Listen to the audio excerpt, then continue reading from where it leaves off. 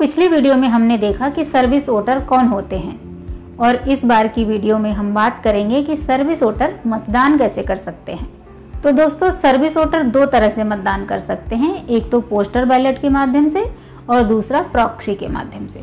आज की वीडियो में हम सिर्फ डाक मतपत्र यानी पोस्टल बैलेट की बात करेंगे। अगर आप अपने स्थायी निवास क्षेत्र के निर्वाचन क्षेत्र में सर्विस वोटर के रूप में पंजीकृत हैं और चुनाव की घोषणा होने पर आपको कहीं और तैनात किया हो, तो आपके गृह निर्वाचन क्षेत्र का रिटर्निंग अधिकारी आपको और आपकी पत्नी को डाक मतपत्र भेजेंगे।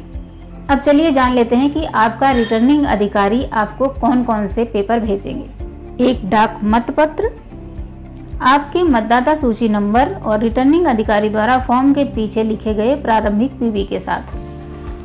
फॉर्म 13A यानी एक घोषणा पत्र जिसमें कहा गया है कि आपने अपना वोट डाल दिया है।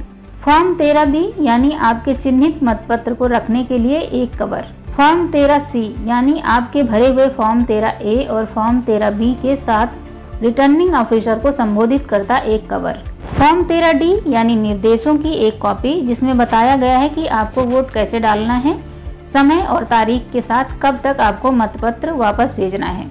अगर डाक मतपत्र रिटर्निंग अधिकारी को नहीं मिलता है तो वो आपको इसे डाक द्वारा दोबारा भेजेंगे। आप रिटर्निंग ऑफिसर से व्यक्तिगत रूप में डाक मतपत्र आपके पास भिजवाने के लिए भी कह सकते हैं। अगर रिटर्निंग ऑफिसर ये मानता है कि वाकई में आपका मतपत्र खराब हुआ है, तभी वो आपको दूसरा सेट भेजेंगे। मतपत्र भेजने के समय को कम करने के लिए चुनाव आयोग ने एक ETPV पद्धति बनाई है।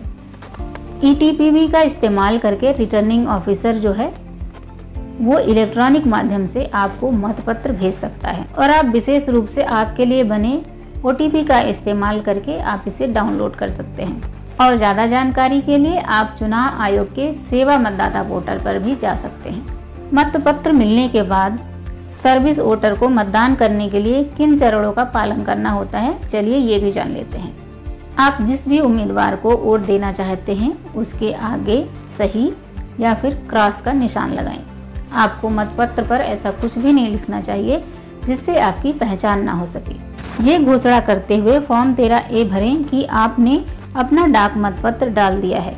फॉर्म को नोटरी वजीफा देने वाले मजिस्ट्रेट या अपने सशस्त्र बलों के विंग कमांडिंग ऑफिसर द्वारा सत्यापित करवाएं।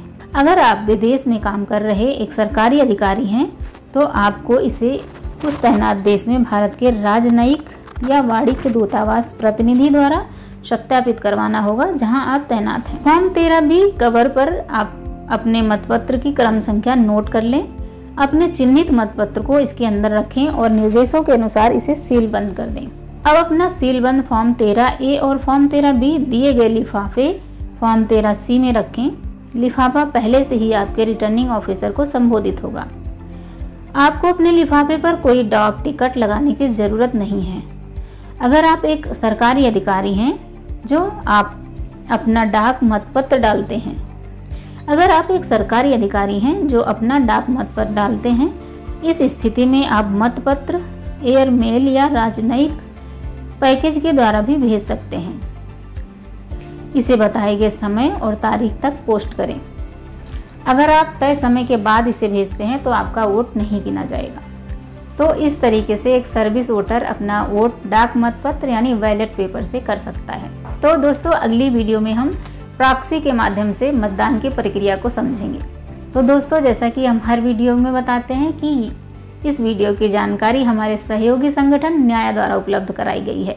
आप इस तरह की और भी जानकारी और भारतीय कानून को समझने के लिए न्याय की वेबसाइट पर भी जा सकते हैं और चुनाव से जुड़ी और भी बातों को जानने और खबरों को देखने के लिए बने रहें खबर लहरिया के साथ। खबर लहरिया, आपकी खबर आपकी भाषा।